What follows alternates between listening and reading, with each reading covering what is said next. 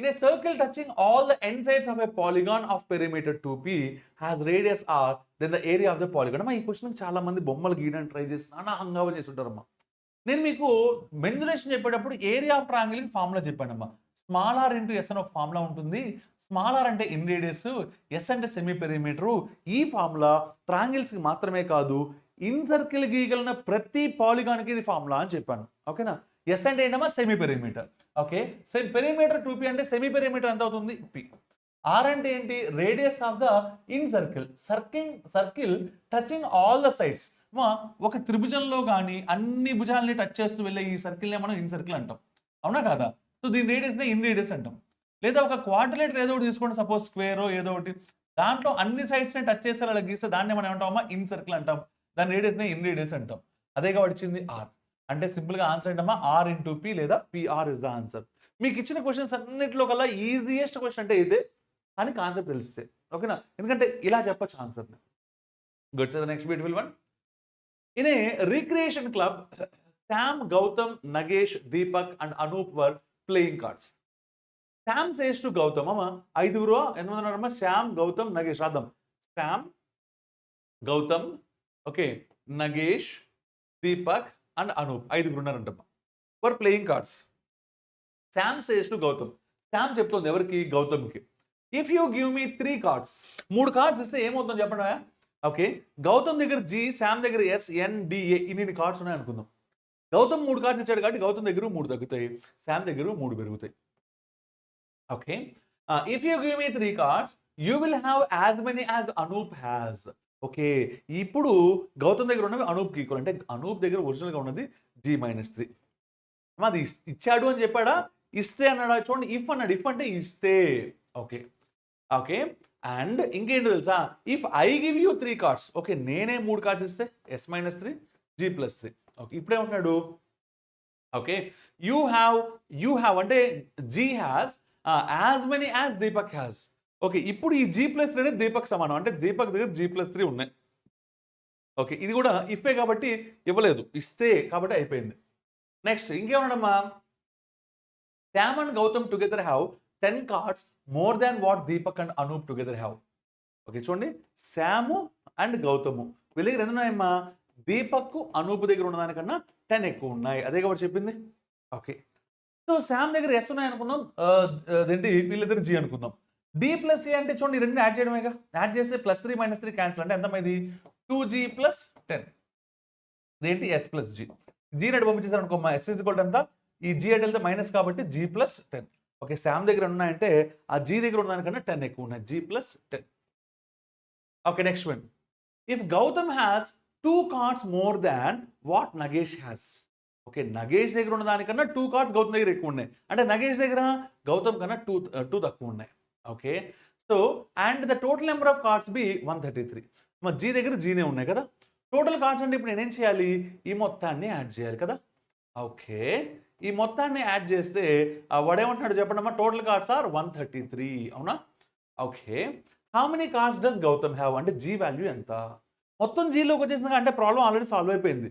G+G+G+G+G అంటే 5G. మా 5G అంటే మళ్ళీ మొబైల్లో నెట్వర్క్లోకి వెళ్ళమాకండి. ఓకే, ఈ +3 - 3 క్యాన్సిల్. -2 + 10 అంటే +8 = 133. ఓకే, 5G = 8 అని పంపిస్తే 125. అంటే జీ వాల్యూ ఎంత చెప్పడమ్మా? 5తో క్యాన్సిల్ చేస్తే 5 1s 5 25 కదా. అంటే గౌతమ్ దగ్గర 25 ఉన్నాయి. అంటే ఎన్నో ఆప్షన్ అమ్మా? 4th option is the answer. Okay, let's see the next beautiful question. Okay, the question below consist of a figure A.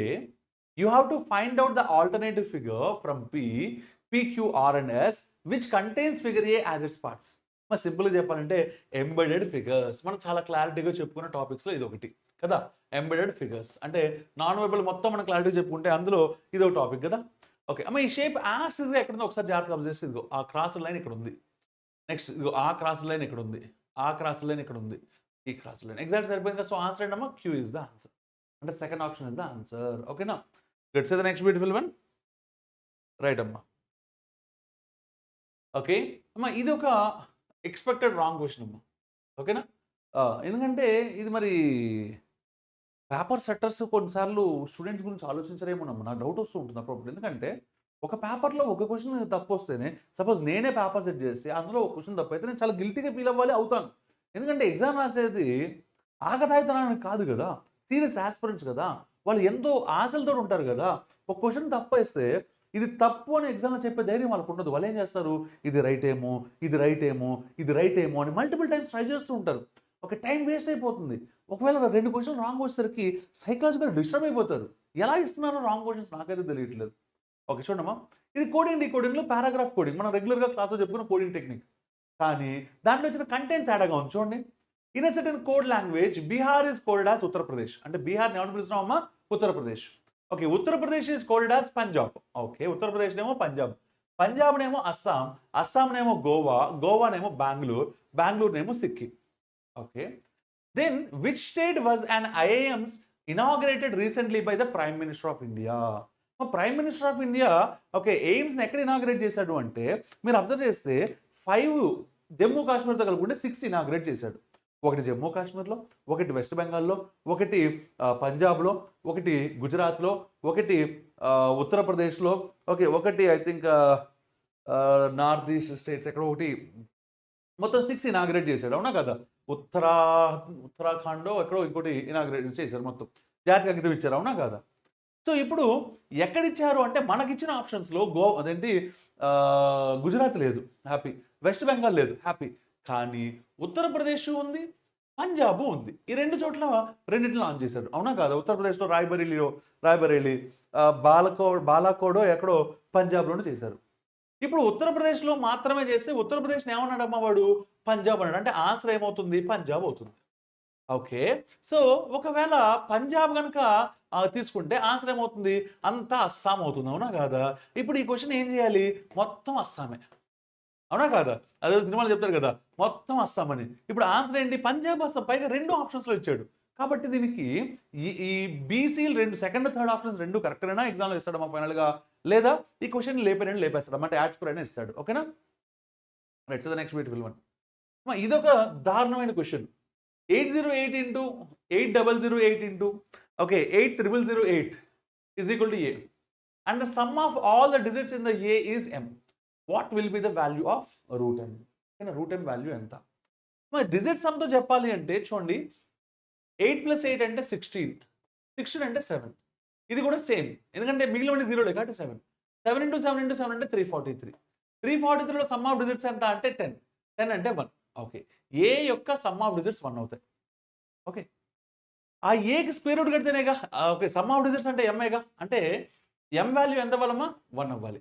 వాడు రూట్ ఎం వాల్యూ అడుగుతున్నాడు. అవునా కాదా? అంటే రూట్ ఎం వాల్యూ 8 అయితే ఓకే ఎం ఎంత అవుతుంది? 8 స్క్వేర్ అవుతుంది. 8 స్క్వేర్ ఎంత? 64. 6 + 4 ఎంత? 10. అంటే 1 + 0 ఎంత? 1 మ్యాచ్ అయింది. అంటే ఇది ఆన్సర్ అవ్వడానికి స్కోప్ ఉంది. నేను డిజిట్ సమ్ చెప్తున్నానమ్మా. ఓకేనా? 12 తీసుకుంటే రూట్ ఎం 12 అంటే ఎం ఎంత అవుతుంది? 12 స్క్వేర్ అంటే 144 అవునా? అంటే సమ్ ఆఫ్ డిజిట్స్ 9 అవుతుంది. నాకు ఎంత రావాలి? 1 రావాలి. అంటే ఇది ఆన్సర్ కాదు. ఓకే. 0 తీసుకుంటే 0 స్క్వేర్ అంటే 0నే సమ్ ఆఫ్ డిజిట్స్ 1 రావట్లా. అంటే ఇది ఆన్సర్ కాదు. 4 తీసుకుంటే స్క్వేర్ చేస్తే 16 అవుతుంది. సమ్ ఆఫ్ డిజిట్స్ 7 అవుతున్నాయి. ఇది రావట్లా. కాబట్టి ఇది కూడా కాదు. So answer is first one. ఇది సమ్ ఆఫ్ డిజిట్స్‌ని బేస్ చేసుకొని నేను చెప్పిన ఆన్సర్ అమ్మ. అలా కాకుండా కన్వెన్షనల్ చేయాలి అంటే 808లో 8ని 8008లో 8ని 8008లో 8ని కామన్ తీసేయండి. దీన్ని ఏం రాస్తారమ్మా? ఫస్ట్ దాన్ని 8 × 101. సెకండ్ దాన్ని 8 × 1001. థర్డ్ దాన్ని 8 × 10008. అవునా? 10001 ఇలా రాసుకోవాలమ్మా. ఇప్పుడు మీరేం చేయాలంటే వీటిని మల్టిప్లై చేయాలి. 101 × 1001 లాస్ట్ టైం కూడా చెప్పాను నేను మీకు ఇది. ఓకే 101 అవుతుంది అని. అవునా? రైట్. ఇంటూ ఇంకేం మిగిలిందమ్మా? 10001. ఓకే. ఈ 0001ని ఎలా రాసుకుంటారంటే 0 + 1 పెట్టుకుంటే సరిపోద్దిగా. ఓకే. అంటే ఈ మొత్తాన్ని 4 సున్నాలు పక్కన పెట్టుకోవాలి. అంటే 101101 ఓకే 1 2 3 4. ఓకే. ఇంటూ 1 అంటే ఈ నెంబర్ రాసానుగా 101101. ఓకే. 1011111101. దీని మొత్తాన్ని ఇప్పుడు ఇంకా ఏం మల్టిప్లై చేయాలమ్మా? 8 × 8 × 8 ఉంది. అంటే 512తో మల్టిప్లై చేయాలి. ఇది కన్వెన్షనల్ ప్రొసీజర్. అంటే 512 × 1 కాబట్టి గొడవ లేదు. లేకపోతే కష్టపడి ఉండేవాళ్ళు. 512 1s ఆర్ 512 అంటే 251 క్యారీ. 512 0s ఆర్ 0 అంటే 51 యాడ్ చేస్తే 51 అంటే 5 క్యారీ పెట్టుకుంటే 1. 512 వన్స్ ఆర్ 512, 5 యాడ్ చేస్తే 517 అవునా, అంటే 51 క్యారీ పెట్టుకుంటే 7. 512 వన్స్ ఆర్ 512, ఓకే 51 యాడ్ చేయాలి కదా, అంటే 512 ప్లస్ 51 అంటే it is equals to 563. Okay, అంటే 3 రాసుకుంటాను. ఓకే 56 క్యారీ అయిపోయింది. ఓకేనా, ఇప్పుడు 4 డిజిట్స్ అయిపోయింటే 512 1 2 ఇవి అయిపోయాయి. నెక్స్ట్ 512 ఇంటూ 1 అంటే మళ్ళీ 512, అంటే దీనికి మళ్ళీ 512 యాడ్ చేస్తే this is what the conventional procedure is. 568 అంటే 8 రాసుకుంటా ఇక్కడ. ఓకే, 5th డిజిట్ అయిపోయింది. నెక్స్ట్ 6th డిజిట్ అంటే మళ్ళీ 1, అంటే మళ్ళీ 512 యాడ్ చేస్తే ఓకే 8 6 5 అవునా, అంటే మళ్ళీ ఇక్కడ 8 రాసుకుంటాను. మీరు కూడా అబ్జర్వ్ చేస్తే అదే కంటిన్యూ అవుతుంది 56 చూసారా, అంటే మళ్ళీ ఇది తీసుకున్నా కూడా 8 వస్తుంది, మళ్ళీ ఇది తీసుకున్నా కూడా 8 వస్తుంది. ఇప్పుడు ఈ 0 తీసుకుంటే 512 ఇంటూ 0 అంటే 0 కాబట్టి ఈ 6 ఇక్కడికి వచ్చేస్తుంది. మళ్ళీ 512 ఇంటూ 1 అంటే 512కి 5 యాడ్ చేస్తే 517. ఓకే, ఇప్పుడు ఇది మనకి ఫైనల్గా వచ్చిన ఆన్సర్. దీంట్లో సమ్ ఆఫ్ డిజిట్స్ చేస్తే అప్పుడు నాకు M వస్తుంది. సమ్ ఆఫ్ డిజిట్స్ యాడ్ చేయండి ఒకసారి. ఓకే 5 ప్లస్ 1 6, 6 ప్లస్ 7 13, 19, 19 ప్లస్ ఈ నలుగురు కలిసి 32, 19 32. ఓకే 3 ప్లస్ 7 10 ప్లస్ 3 అంటే 13. మొత్తం యాడ్ చేయండి అమ్మా. So 13 45 55 and 64. Okay M value 64 వచ్చింది, దానికి స్క్వేర్ రూట్ అడిగాడు అవునా కాదా. సో స్క్వేర్ రూట్ అంటే ఎంత అవుతుందమ్మా 8. దట్ ఈస్ ద ఆన్సర్ అమ్మా. అంటే ఇది కన్వెన్షనల్గా చేయడం ఎలా అనేది చెప్పాను నేను. ఓకే, బట్ ఆల్రెడీ డిజిట్స్ అంతా మీకు ముందే చెప్పేశాను కదా. Let's see the next beautiful one. ఈ 16th వన్ 17th వన్ ఎవరైతే ఎగ్జామ్లో చేయాలనుకుంటారో వాళ్ళకి టార్చర్ అంటే ఏంటో కనబడుతుంది. ఓకేనా, నేను ఇక్కడ లాజిక్స్ వరకు టక్కడక్కడ చెప్పేస్తాను, మీరు చూసుకోండి జాగ్రత్తగా. ఓకేనా, ఎగ్జామ్లో అయితే అంత పెద్ద క్వశ్చన్స్ చేయకూడదు. నేను మీకు నెంబర్ సిరీస్ చెప్పేటప్పుడు చెప్పుకుంటానమ్మా. ఒక నెంబర్ సిరీస్ ఇస్తాడు, ఆ ప్యాటర్న్ ఐడెంటిఫై చేసి రెండో చేయాలి, ఇది ఒక మోడల్ ఉంటుంది గుర్తుపెట్టుకోండి అని చెప్పాను అవునా కాదా. ఓకే, ఇప్పుడు నేను లార్జర్ నెంబర్స్ కలమంటాను కదా, ఇది ఇంటూ 4 -3, ఇది ఇంటూ 5 -4, ఓకే ఇది ఇంటూ 6, నేను డైరెక్ట్గా లాజిక్ రాసేస్తున్నానమ్మా. ఓకేనా -5, ఓకే ఇది ఇంటూ 7 -6, ఇది ఇంటూ 8 -7 అమ్మా. 4 8 28 -7. ఇప్పుడు అంటే ఇక్కడ కూడా మీరు ఏం చేయాలమ్మా 6 ఇంటూ 8 -7తో స్టార్ట్ చేయాలి. 6 8 48 -7 అంటే 41. అలా అన్నీ చేసుకుంటూ వస్తే నీకేం కావాలమ్మా డి అంట అని అడుగుతున్నాడు వాడు. మీరు డైరెక్షన్స్ చదువుకోవచ్చు. ఓకేనా, నేను మళ్ళీ ఇప్పుడు మొత్తం చేస్తే టైం వేస్ట్ కాబట్టి డైరెక్ట్గా ఆన్సర్ రాసేస్తున్నామా 8401. ఓకే, లాజిక్ అయితే అదమ్మా. ఓకే.